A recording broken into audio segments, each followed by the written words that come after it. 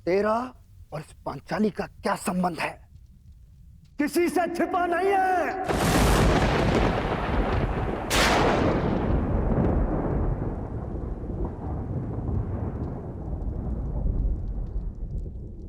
पांचाली का विवाह तूने जानबूझकर इन पांडवों से करवाया, क्योंकि तू जानता है ये मूर्ख कभी तेरा विरोध नहीं करेंगे।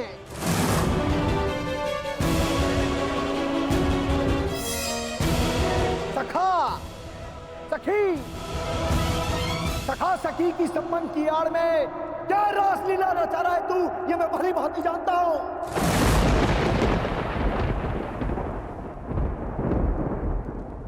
पर स्त्री गमन करने वाला पापी नहीं, महापापी है तू।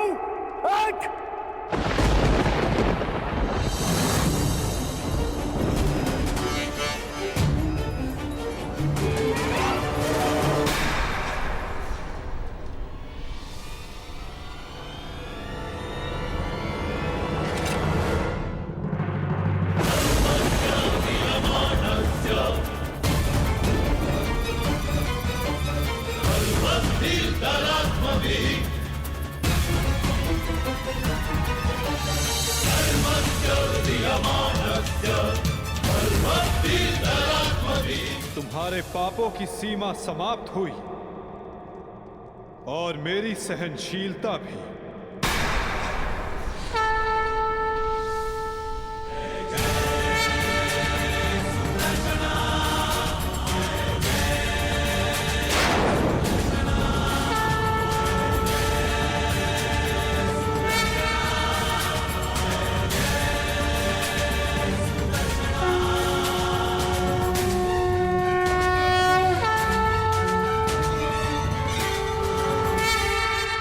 इसलिए संसार और मानवता की भलाई के लिए, उसके कल्याण के लिए तुम वो कार्य कर सकते थे जिनके लिए तुम्हारा नाम सदा स्मरण किया जाता शिशुपाल।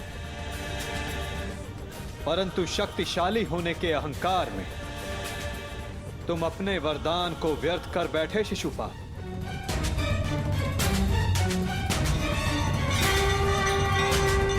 तुमने किसी का प्रेम नहीं लिया शिशुपाल, केवल श्राप लिया। अब देखो, तुम्हारा अंत, तुम्हारी मृत्यु तुम्हारे समक्ष है। ये क्या कर रहे हैं वासुदेव? ये अन्याय है। मैं इसका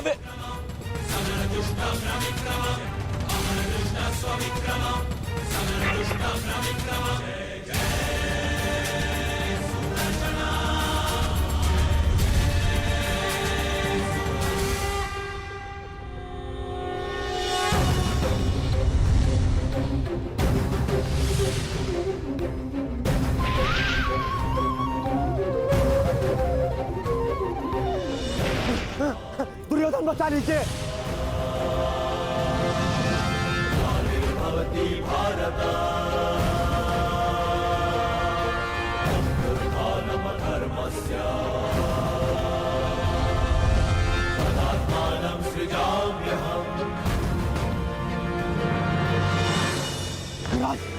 रक्षा करो, मैं दोस्त हूं, कायर हूं, मैं क्षमा चाहता हूं, मेरी रक्षा करो।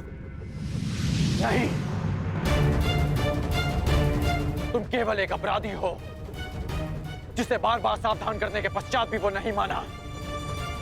तुमने न केवल एक अतिथि की मर्यादा भंग की, अपितु एक स्त्री के सम्मान पर भी प्रहार किया। तुम्हारी सहायता करना एक अपराध है जो मैं नहीं करूंगा।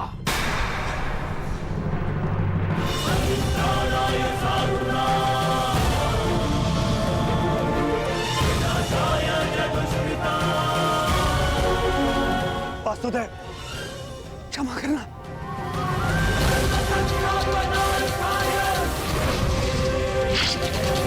शिशुपाल,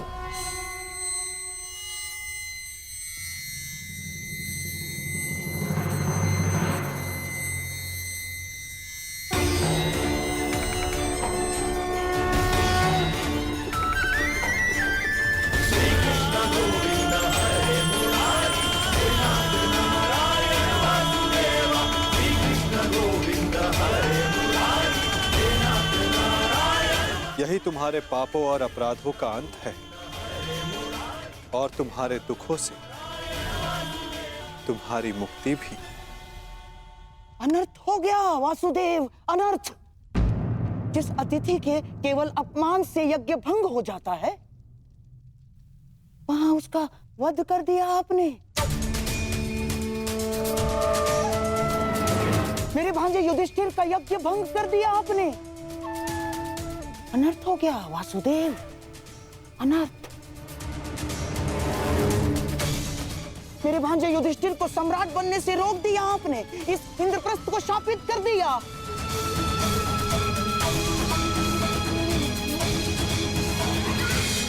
मामा श्री उचित कह रहे हैं।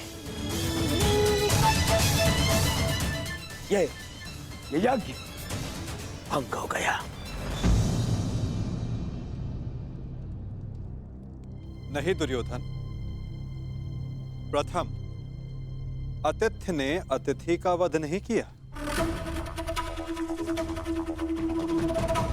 दूसरा, अतिथि अपनी सीमा और मर्यादा का उल्लंघन बार बार समझाने के पश्चात भी कर रहा था, इसीलिए प्राण खोने से पूर्व उसने अपना अतिथि का पद खोया। तीसरा, उसने अपराध किया जिसका उसे दंड मिला। और चौथा, जहां अपराधी को मुक्ति मिले वो स्थान श्रापित नहीं, सम्मानित होता है दुर्योधन।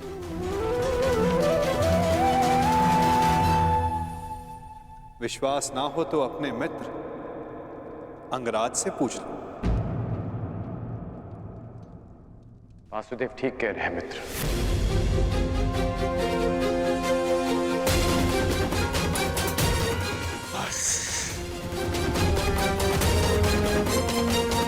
मित्र शांत हो जाओ। इस समय तुमने कुछ कहा या किया वो तुम्हारे विरुद्ध जाएगा। मित्र, तुम हस्तिनापुर के प्रतिनिधि हो। तुम्हारी एक भूल हस्तिनापुर का गौरव सदा के लिए नष्ट कर देगी। शांत हो जाओ मित्र। नहीं! मैं शांत नहीं रहूंगा। यहाँ एक अतिथि की मर्यादा को भंग किया गया है। अब मैं इस स्थल पर एक क्षण नहीं रुकूंगा।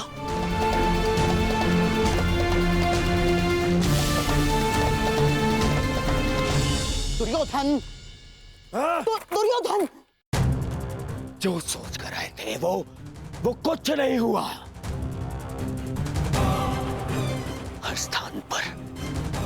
स्थान पर हमें छलने के लिए प्रयोजन किए गए। मुझे तो ये समझ में नहीं आता कि हम यहाँ आए हैं क्यों थे। चलिए मामाश्री। मित्र,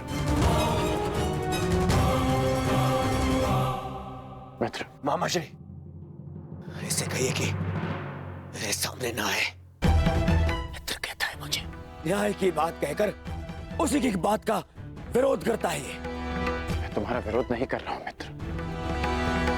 मैं तो मेरी बात समझने की कोशिश कर। बास कांड। अब एक और शब्द नहीं।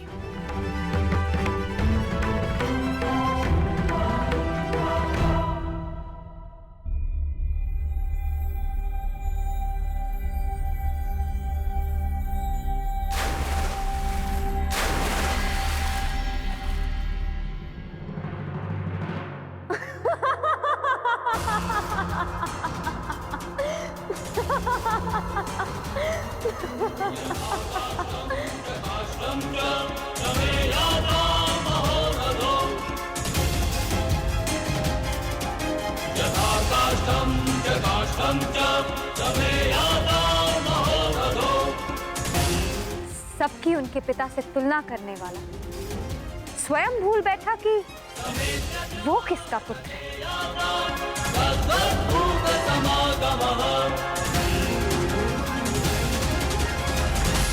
अंधे का पुत्र अंधा।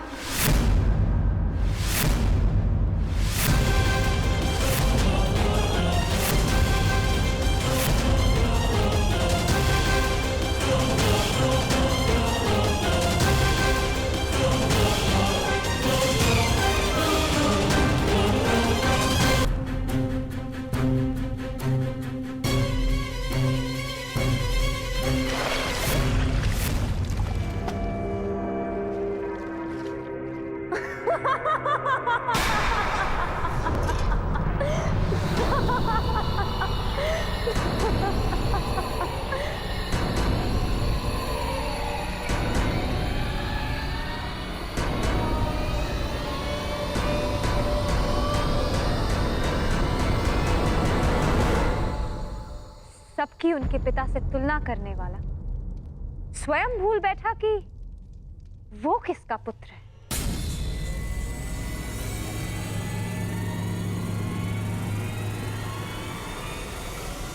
अंधे का पुत्र अंधा।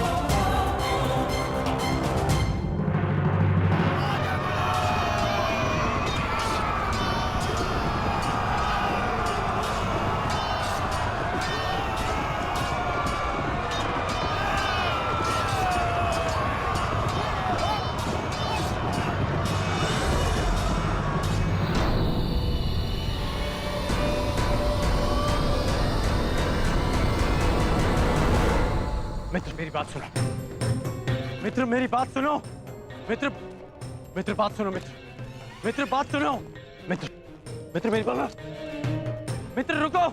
नहीं गण, ये रुकने का नहीं, प्रारंभ का समय है। प्रतिशोध का प्रारंभ। यद्यपि युधिष्ठिर को मैं सम्राट बनते हुए नहीं देख सकता था, फिर भी मैं आया, है ना? पर आज द्रौपदी ने मेरा अपमान कर दिया। कर्ण, मुझे अंधे का पुत्र अंधा कहा, मेरे पिता का अपमान कर दिया। इन पांडवों ने मेरा अपमान कर दिया। कर्ण, मैंने तुमसे कहा था कि मैं इन पांडवों का कभी आयत नहीं करूंगा, परंतु ये भी कहा था यदि किसी ने मुझे उकसाया तो मैं शांत नहीं रहूंगा। जो आज मेरे साथ में हुआ, जो इस पांचाली ने मुझे कहा, वो मैं कभी नहीं भूलूंगा और इन्हें भूलने भी नहीं दूंगा। इतिहास स्मरण रखेगा इस पल को और इसके परिणाम को। इस सम्मान का मूल्य चुकाना होगा इस पांचाली को और उन पांडवों को भी।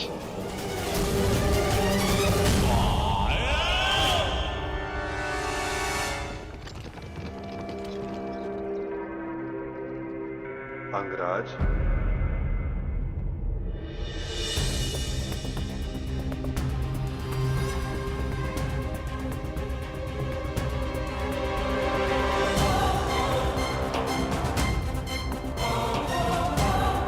तुमने जिसका चयन किया उसने तुम्हारा साथ छोड़ दिया मित्र।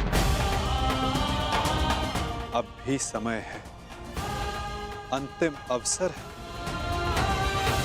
उचित चयन कर लो मित्र। अपने चयन का अंतिम अवसर मैं रंगभूमि में छोड़ आया हूं वासुदेव, परंतु आपको किसी और को अपने कर्म और शब्दों के चयन के विषय में सावधान कर देना चाहिए था। आप ही ने कहा था ना केशव कि प्रत्येक कर्म के अपने परिणाम होते हैं। उसी भांति मुख से निकले प्रत्येक शब्द के भी अपने परिणाम होते हैं। और मुझे भय है कि पांचाली के शब्दों के परिणाम उचित नहीं होंगे।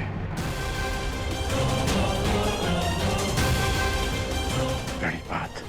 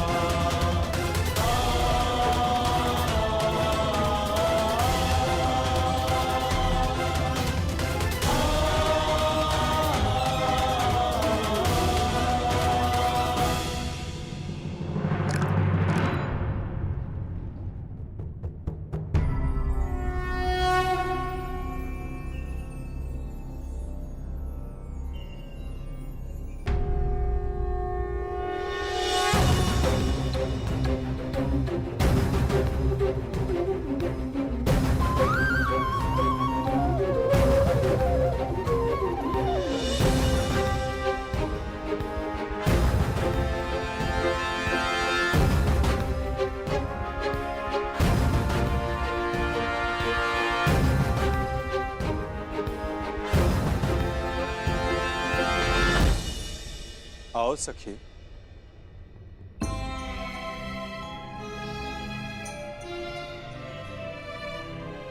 बिना मुझे देखे, बिना कुछ सुने आपने मुझे कैसे पहचान लिया सखा?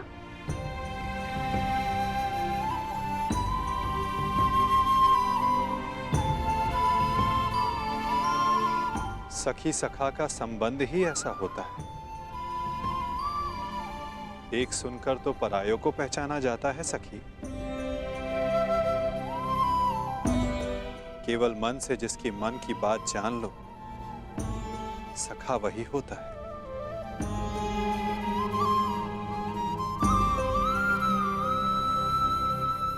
सखा, सखा आपके हाथ से तो अभी तक रक्त बह रहा है।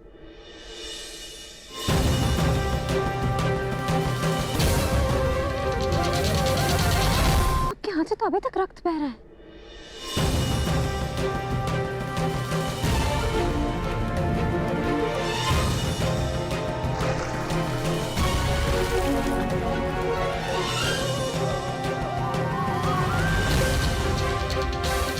हाँ सखी, कुछ घाव सरलता से नहीं भरते हैं।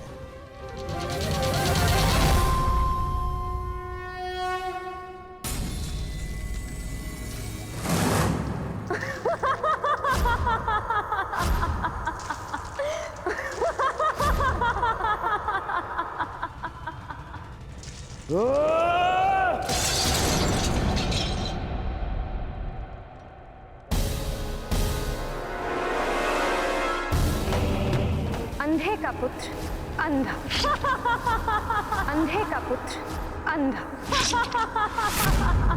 अंधे का पुत्र अंधा, अंधे का पुत्र अंधा।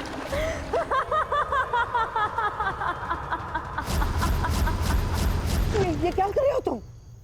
हट जाओ! मामाश्री, मामाश्री! रुकिए जेश! दिखाता घाव लग जाएगा जेश। वही तो मैं जानना चाहता हूँ कि ऐसा कौन सा घाव है जो उस घाव से ज्यादा पीड़ा दे सकता है जो पांचाली के वचनों ने मुझे दिया है।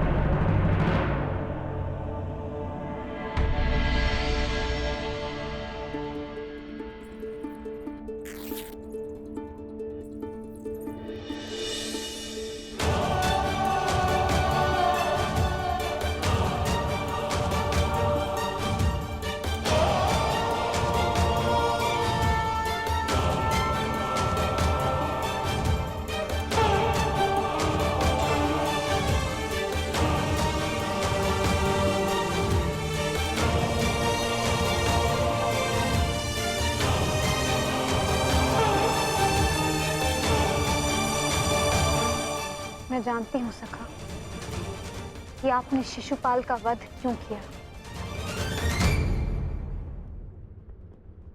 इसलिए नहीं क्योंकि उसने आपका अपमान किया,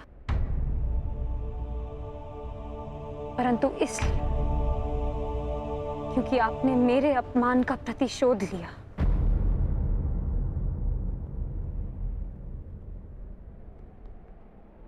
प्रतिशोध सबसे भयंकर अस्त्र है याज्ञसेनी, जो कभी ना भर जाने वाले घाव दे देता है।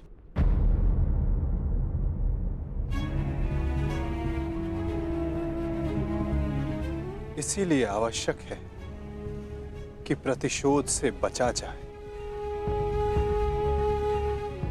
और इससे भी अधिक आवश्यक है कि किसी के मन में प्रतिशोध जैसी भावना को जन्म ना दिया जाए,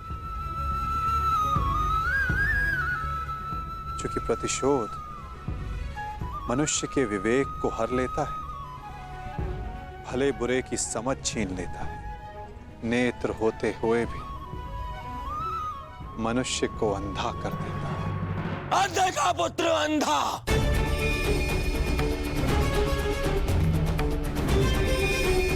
मेरे पिता का अपमान किया, मेरे,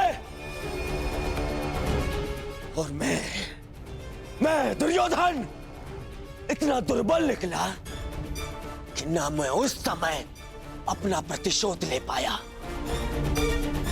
और ना अब लेने के सक्षम। मामा, मुझे प्रतिशोध चाहिए, या तो मुझे प्रतिशोध दो मामा, या मुझे विष दे दो। ये तो उस पांचाली के विद्रोह से छीनकर उसकी मुख पर सदा के लिए पीड़ा भर दो।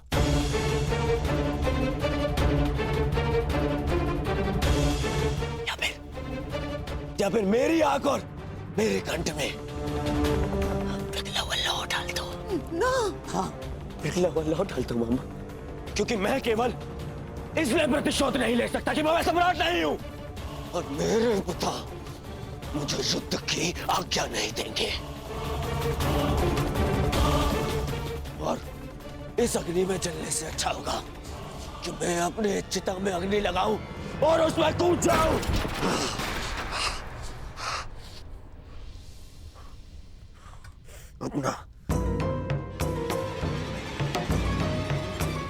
अपना कलंकित और पराजित मुख दर्पण में देखने से अच्छा है कि मैं अंधा हो जाऊं। रुकिए ज्येष्ठ, मैं आपको ये नहीं करने दूंगा। मैं अपना मानसिक संतुलन खो चुका हूं दुशासन, विक्षिप्त हो चुका हूं, क्योंकि मैं उस पद पर नहीं कि अपना प्रतिशोध ले सकूं।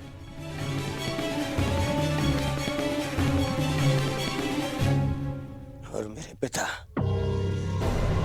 जो सक्षम है, उन्हें मेरे आंसू दिखाई नहीं दे सकते। हे ईश्वर, यदि यही मेरा प्रारब्ध था तो मुझे भी जन्म लेते ही अंधा क्यों नहीं कर दिया तूने? क्यों?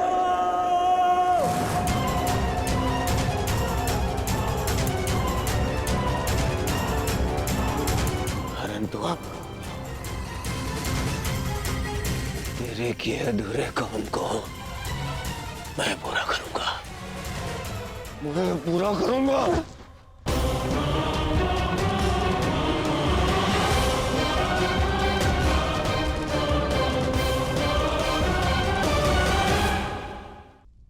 बस दुर्योधन, बस। मेरा दुर्भाग्य और मत बढ़ा।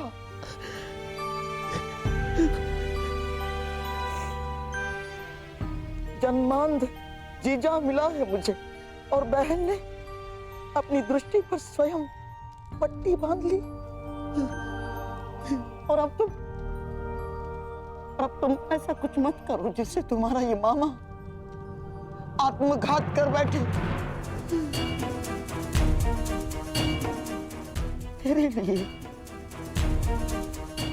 मेरे मेरे अधिकार के लिए मैं अपना परिवार, अपना राज्य, अपना देश, अपनी भूमि त्याग कर आया हूं और अपनी बहन के घर में श्वान बनकर बैठा हूं।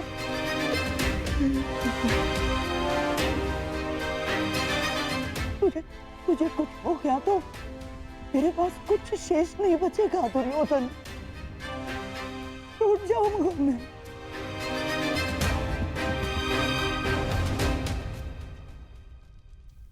विध्वंस हो जाएगा मेरा, टूट जाऊंगा मैं। ऐसा कुछ मत करना।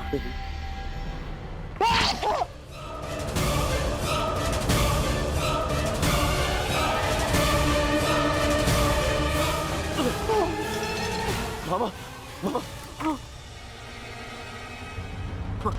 बरसों पहले मैं यहाँ आया था कि तुझे तेरा अधिकार दिला सकूं, उस अन्याय का त्राण कर सकूं जो गांधारी के साथ हुआ है।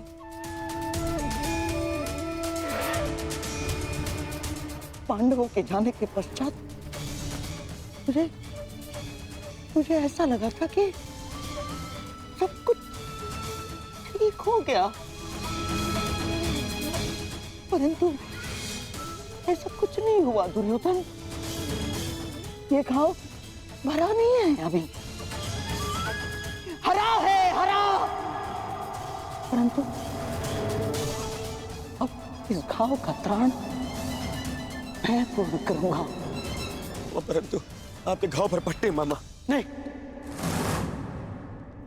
अब इस घाव पर पट्टी तभी बंधेगी जब तेरा प्रतिशोध पूर्ण हो जाएगा। तेरा मामा होने का ऋण चुकाऊंगा मैं। बहुत बड़े ऋण का भार मेरे कंधों पर तुमने डाल दिया है सखी।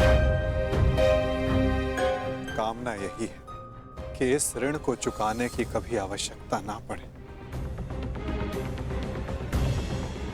और यदि आवश्यकता पड़ी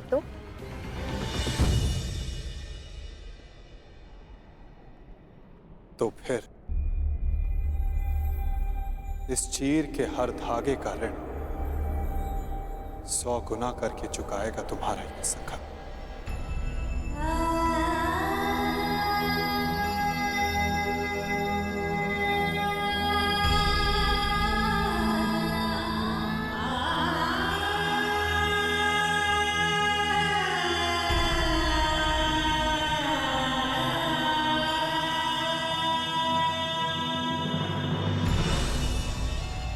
जिस पांचालिकी की अपमान के कारण मेरे दुर्योधन ने अंधा होना चाहा,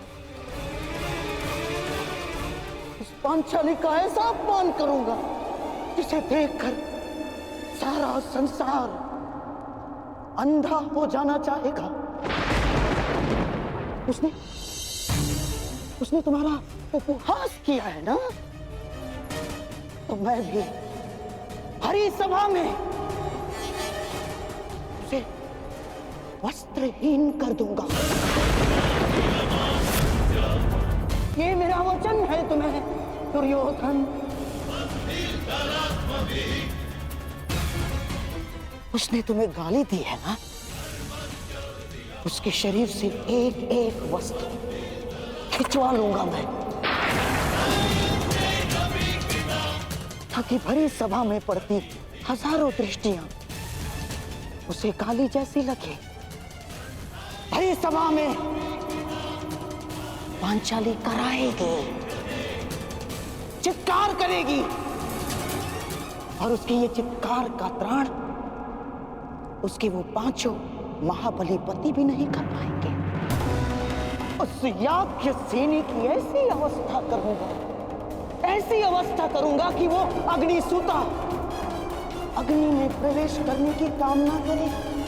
उस पांचाली का मान इस भांति छिन्न भिन्न कर दूंगा मैं कि संसार में कोई अपने पुत्री का नाम द्रौपदी नहीं रखेगा। ये मेरी प्रतिज्ञा है।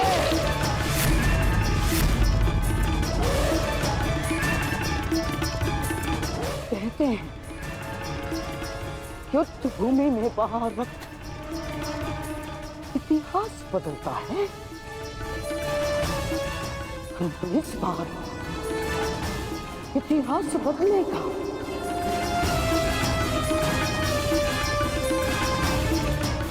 बिना रक्त बहाए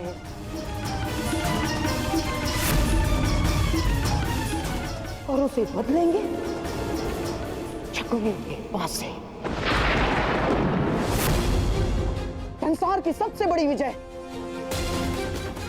युद्ध भूमि के व्यू में नहीं, चौसर के व्यू में होगी। चौसर के बड़ी विजय युद्ध भूमि के व्यू में नहीं, चौसर के व्यू में होगी। चौसर के व्यू रचा जा चुका है सब। मैं आपके कहने का तात्पर्य समझ ही नहीं सका। तो समझ लो कि हमारे कर्मों का, हमारे शब्दों का फल हमारे समक्ष आने को, सृष्टि की धारा बदलने को है, और शीघ्र ही तुम्हारे समक्ष विकल्प आएंगे पांचाली, और सब कुछ विकल्प के चयन पर निर्भर करेगा। सखी, प्रत्येक मनुष्य की सबसे बड़ी शक्ति ही उसकी सबसे बड़ी दुर्बलता भी होती है, और धर्मशील की दुर्बलता उसका धर्म होता है। इसलिए प्रयास करना कि समय आने पर धर्मात्मा को दुर्बल पड़ने से रोक सको।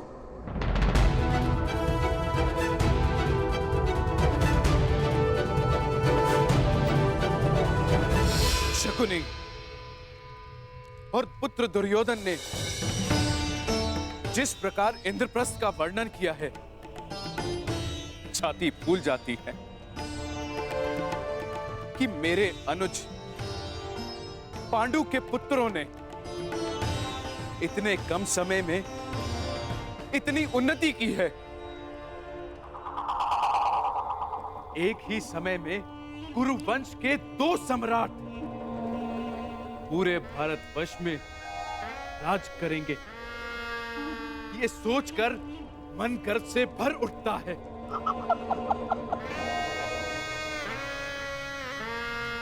बस एक ही खेद है कि मैं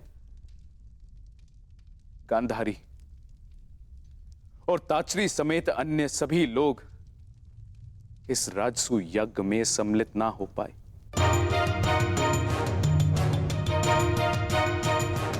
इसलिए मैंने निर्णय लिया है कि सभी पांडु पुत्रों को हस्तिनापुर में बुलाकर उनका सम्मान किया जाए।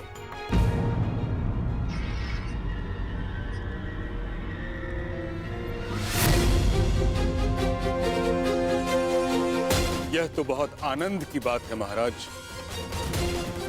तो ठीक है महाराज, मेरा प्रिय दुशासन आज ही जाकर हस्तिनापुर से पांडवों को निमंत्रण दे आएगा, और फिर यहाँ उनका सम्मान समारोह होगा, और फिर 2-2 हाथ पांसों के।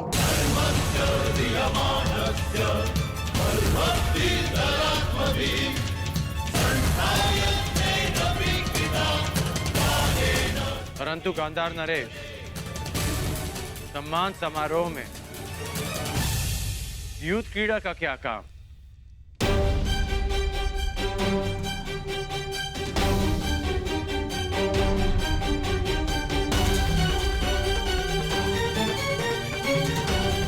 इस मंगलमय अवसर पर युद्ध क्रीड़ा जैसा धर्मी खेल क्यों? अंगराज बने अब समय ही कितना हुआ है महाबली कर्ण, अर्थात धीरे धीरे राजकुल के सारे नियम आप समझ जाएंगे, ज्ञात हो जाएंगे आपको। अन्य खेलों की भांति द्यूत क्रीड़ा भी एक प्रकार का मनोरंजन है। नहीं है। मेरी दृष्टि में द्यूत क्रीड़ा एक व्यसन है जो मनुष्य की मति हर लेता है। अंगराज, ये राज्यसभा का नियम भी है और नैतिक बंधन भी कि जब बड़े विचार विमर्श कर रहे हों तो छोटों को बीच में नहीं बोलना चाहिए। महाराज ठीक कहते हैं। और मेरे विषय में आपका क्या कहना है गांधार नरेश? मैं इस सभा में सबसे अधिक ज्येष्ठ हूं। मेरा मानना भी वही है जो अंगराज का।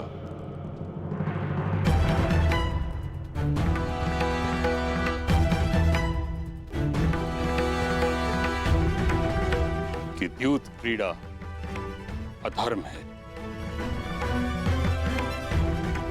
महामहिम, ये क्रीड़ा तो केवल मेरे पुत्रों में प्रेम बढ़ाने के लिए है। द्यूत से अगर कुछ बढ़ा है तो बैर और शत्रुता, प्रेम नहीं। द्यूत से कभी किसी का भला नहीं हुआ। पांडवों के सत्कार तक सब ठीक है, परंतु द्यूत की अनुमति मैं कदापि नहीं दे सकता।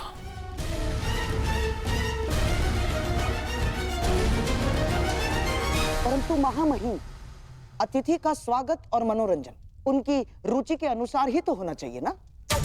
अब महाबली भीम के लिए स्वादिष्ट भोजन की व्यवस्था होगी, देवी पांचाली के लिए वस्त्र आभूषण होंगे, नकुल और सहदेव के लिए आखेट और अश्वारोहण होगा, अर्जुन के लिए संगीत, परंतु धर्मराज के लिए क्या?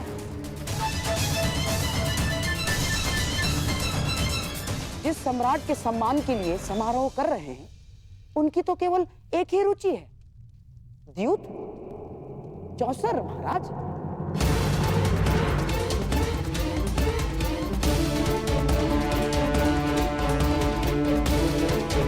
और पुत्र दुशासन स्वयं वहां जाकर पांडवों को निमंत्रण दे आएगा।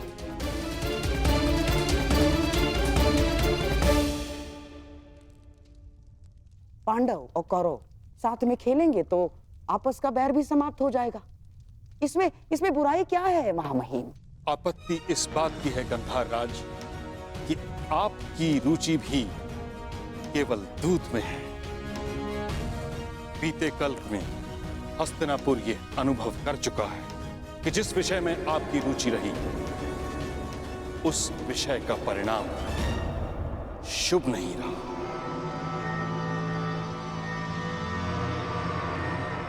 और दुशासन को दूत बनाकर भेजना मुझे एक और लक्ष्याग्रह का स्मरण करवा रहा है।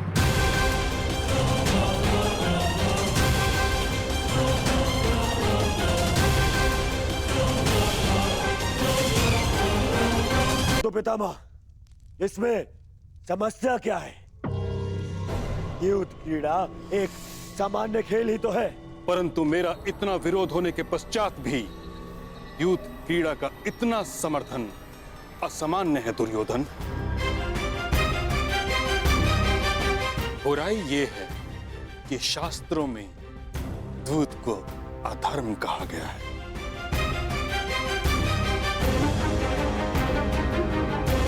दुशासन द्यूत क्रीड़ा का प्रस्ताव लेकर नहीं जाएगा। बड़ी विचित्र बात है महामहिम। एक भूल को क्या जीवन भर नहीं भूलेंगे आप? प्रायश्चित का एक अवसर नहीं देंगे? ठीक है, यदि आपको मेरा दुशासन को निमंत्रण लेकर भेजना षड्यंत्र लग रहा है तो आप धर्मात्मा विदुर को निमंत्रण लेके भेज सकते हैं।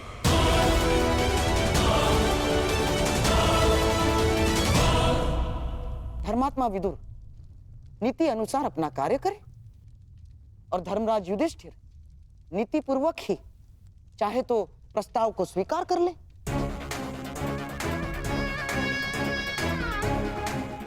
परंतु मामाश्री, क्या करे मेरे होने वाले सम्राट? देखो, हमारे मन में कोई मैल नहीं है, परंतु महामहिम भीष्म और तुम्हारे परम मित्र कर्ण को यह सिद्ध करने के लिए धर्मात्मा विदुर को यदि निमंत्रण लेके भेजा जाता है तो इसमें मुझे कोई आपत्ति नहीं है ना।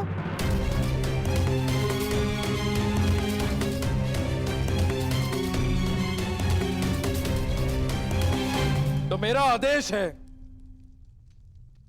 कि महात्मा विदुर स्वयं जाकर पांडु पुत्रों और कुलवधू द्रौपदी को हस्तिनापुर आने का निमंत्रण दे।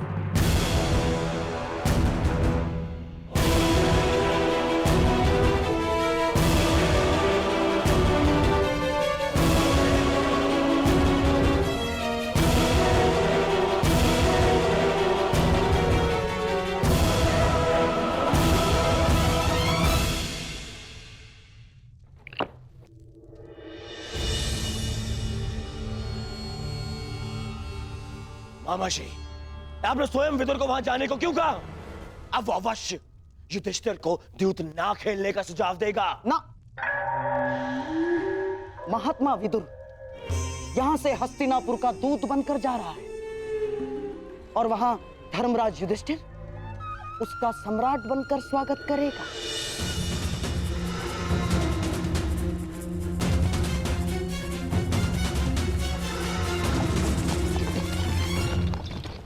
विदुर और धर्मराज दोनों की एक ही समस्या है दुर्योधन।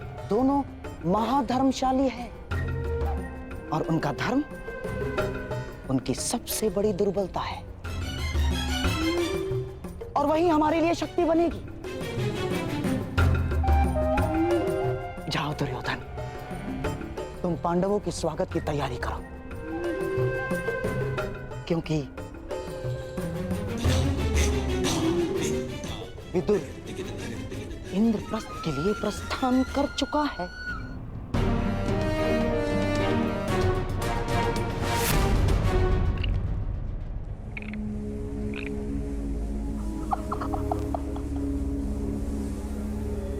जब दो धर्मात्मा मिलकर बैठेंगे तो मंथन से केवल धर्म ही निकल कर आएगा।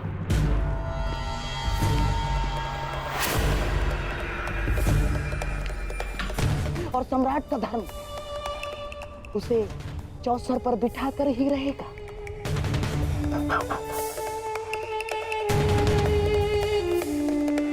क्योंकि सम्राट युद्ध और द्यूत के निमंत्रण को कभी अस्वीकार नहीं कर सकता ना। और इसी प्रकार हमारी योजना में कोई बाधा नहीं डाल सकता। इंद्रप्रस्थ में आपका स्वागत है अंगराज कर्ण।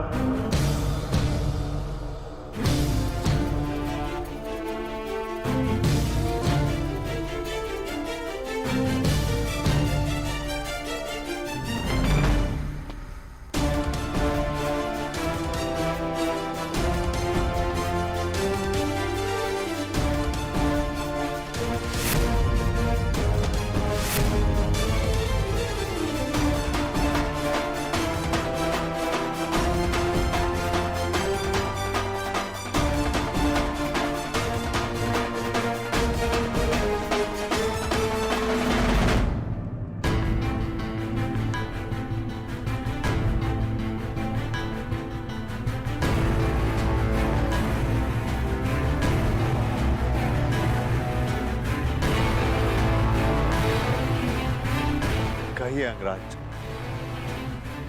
आपके यहाँ पधारने का उद्देश्य क्या है? मैं आपको सावधान करने आया हूं धर्मराज। शीघ्र ही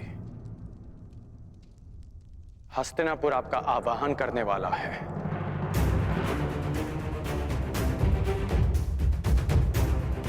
एक निमंत्रण आने वाला है।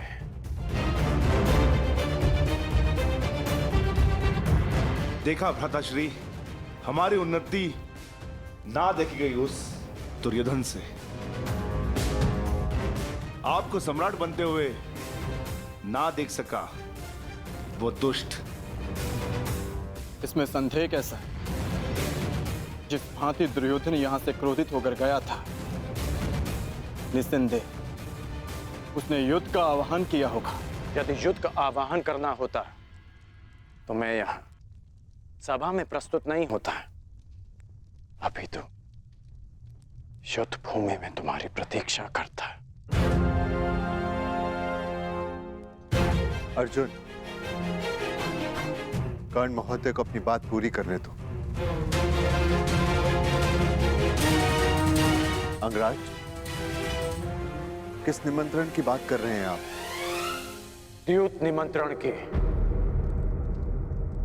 शीघ्र ही आपको द्यूत का बुलावा आएगा।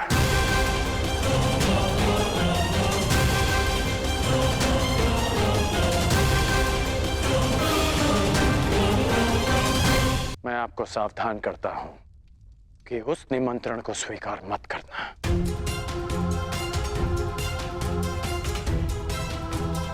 क्योंकि मुझे संदेह है कि गांधार राज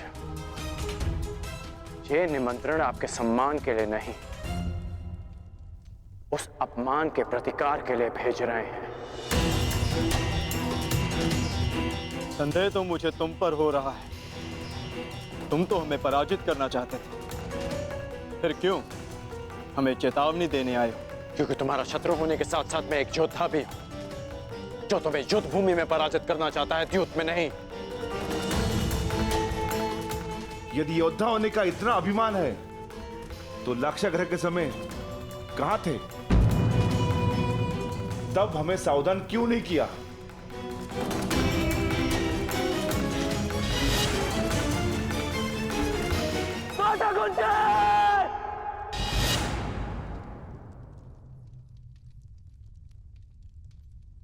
उस समय कुछ नहीं कर पाया, इसलिए इस समय प्रयास करने आया।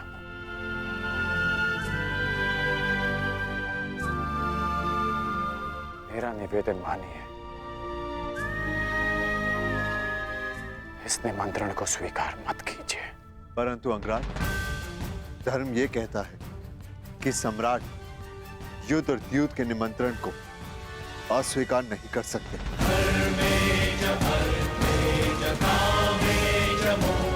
प्रत्येक मनुष्य की सबसे बड़ी शक्ति ही उसकी सबसे बड़ी दुर्बलता भी होती है, और धर्मशील की दुर्बलता उसका धर्म होता है। इसलिए प्रयास करना कि समय आने पर धर्मात्मा को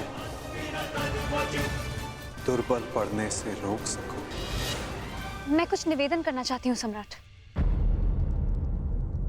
आपकी सबसे बड़ी शक्ति आपका धर्म है, परंतु इसे अपनी सबसे बड़ी दुर्बलता मत बनने दीजिए। अंगराज ने ठीक कहा, कोई भी जुआ उसमें अधर्म का वास होता है। आप मत जाइए। ठहरो पांचाली।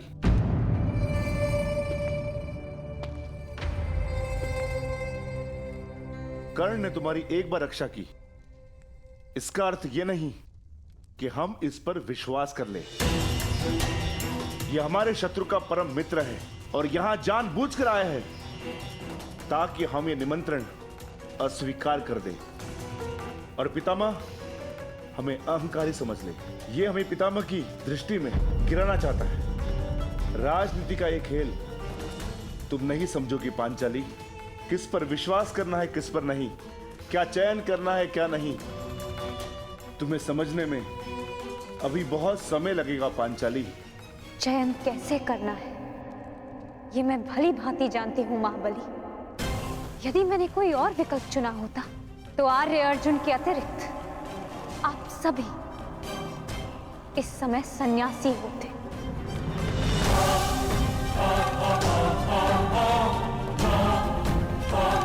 और उससे भी पूर्व यदि मैंने अपने चयन में थोड़ा सा भी परिवर्तन किया होता तो आर्य अर्जुन भी स्वयंवर में मेरा वरण ना कर पाते। मनुष्यों की परख मुझे भी, मित्र और शत्रुओं की भी। मैं मानती हूं कि अंगराज आपके शत्रु पक्ष से हैं। परंतु इस समय वो हमारे भले की बात कर रहे हैं और मैं उनके मत का समर्थन करती हूँ। पांचाली! अनुज भीम, तुम्हें पांचाली से इस भांति बात नहीं करनी चाहिए। पांचाली को अपना मत प्रस्तुत करने का पूरा अधिकार है, परंतु पांचाली, भीम का मत भी उचित है। यदि हम हस्तिनापुर नहीं गए तो बहुत अभिमानी दिखेंगे। आपकी इसी सोच को गांधार राज भली भांति समझते हैं, इसलिए आपको द्यूत का निमंत्रण भेज रहे हैं। परंतु अंगराज का कथन उचित है धर्मराज।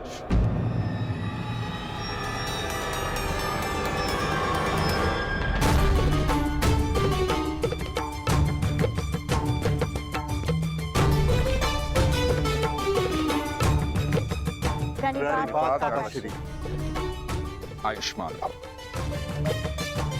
मैं वही निमंत्रण लेकर आया हूं जिसका वर्णन अंगराज कर रहे थे। मैं अंगराज का समर्थन करता हूं।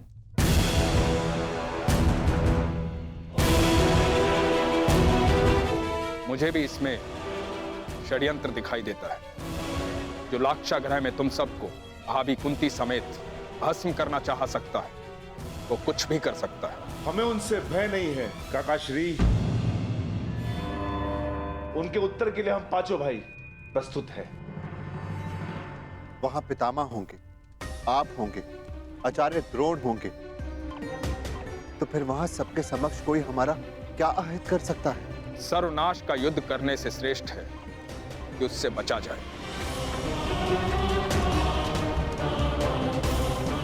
कीचड़ में गिरने से कदाचित बाहर आ जाए और वस्त्र मैले हो ही जाते, उससे बचना ही श्रेष्ठ है। सर्वश्रेष्ठ युद्ध वो होता है पुत्र जो युद्ध ना हो। और धर्म क्या कहता है काका श्री? धर्म ये कहता है कि युद्ध और द्यूत के निमंत्रण को नकारा नहीं जा सकता, लेकिन निर्णय आपका है, क्योंकि द्यूत भी धर्म नहीं है।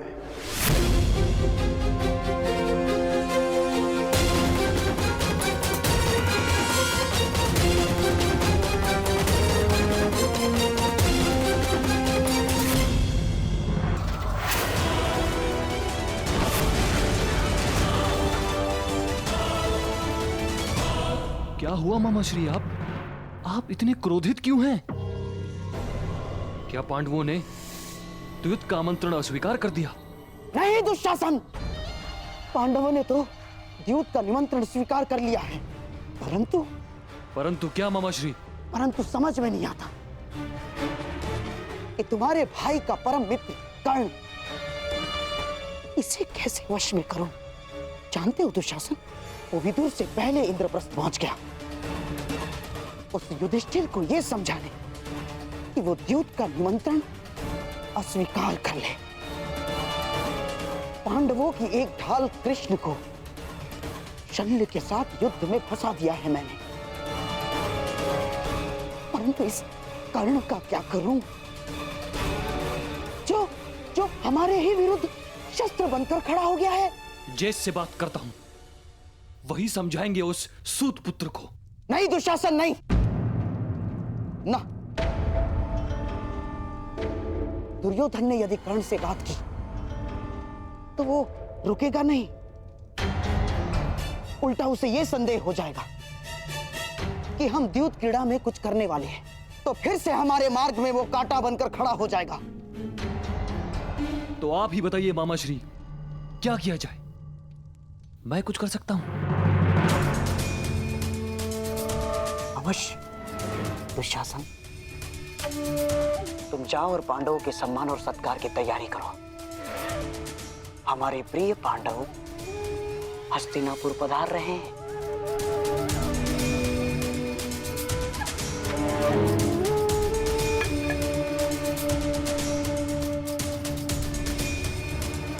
अब उस कर्ण नामक कांटे की औषधि अब मुझे ही ढूंढनी होगी।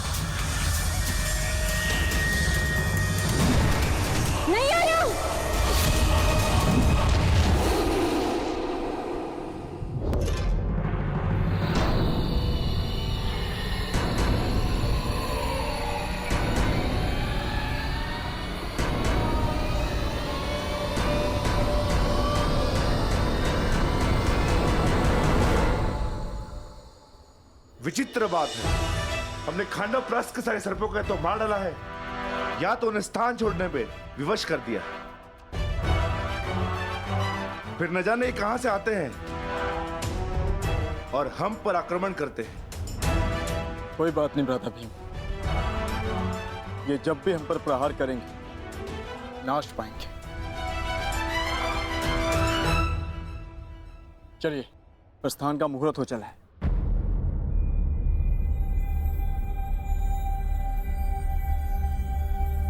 क्या हुआ पांचाली? अब तो सब कुशल है? नहीं आर्य अर्जुन, कुछ भी कुशल नहीं। किसी भी शुभ कार्य के पूर्व सर्प हत्या बहुत ही बड़ा अपशगुन माना जाता है। मेरा मानना है कि हमें हस्तिनापुर की यात्रा टाल देनी चाहिए। जब तक हम 5 तुम्हारे साथ हैं, तुम्हें किसी भी बात से भयभीत होने की आवश्यकता नहीं है पांचाली। सब शुभ होगा। व्यू रचा जा चुका है सखी। हमारे कर्मों का, हमारे शब्दों का फल हमारे समक्ष आने को। मैं आपको सावधान करता हूं कि उस निमंत्रण को स्वीकार मत करना, क्योंकि मुझे संदेह है कि गांधार राज ये निमंत्रण आपके सम्मान के लिए नहीं, उस अपमान के प्रतिकार के लिए भेज रहे हैं। चले, प्रस्थान करें।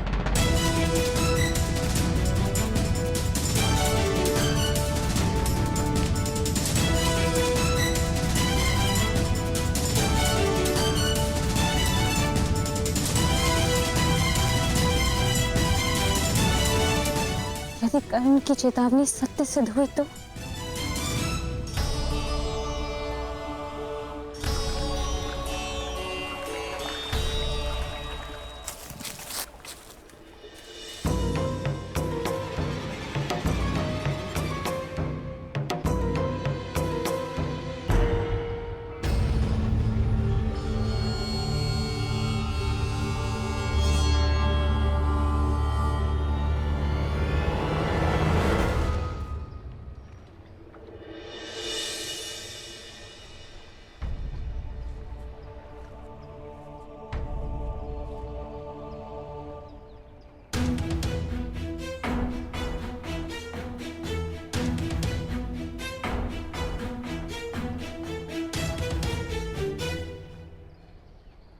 मैं जा रही हूँ कर्ण, परंतु जिस प्रकार एक दीपक के बुझ जाने से प्रकाश नहीं मरता, एक फूल के मुरझा जाने से उपवन नहीं मरता, उसी प्रकार एक सह्याद्री के तुम्हारे जीवन से चले जाने से तुम्हारी यात्रा समाप्त नहीं होगी।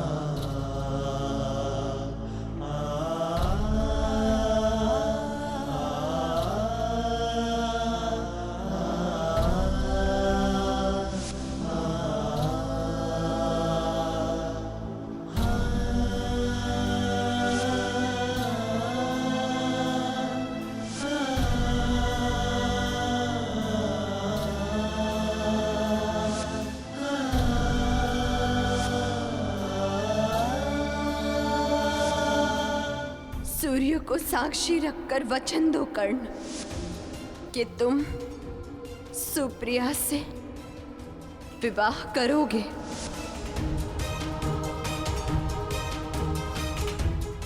इस बार कुछ मत मांगना। मैंने जब भी कुछ मांगा है कर्ण, हमेशा तुम्हारा कुशल मंगल ही मांगा है, और इसी कुशल मंगल के लिए मैं प्रतिदिन सवेरे छुपकर तुम्हें आर्घ्य देते देखती थी।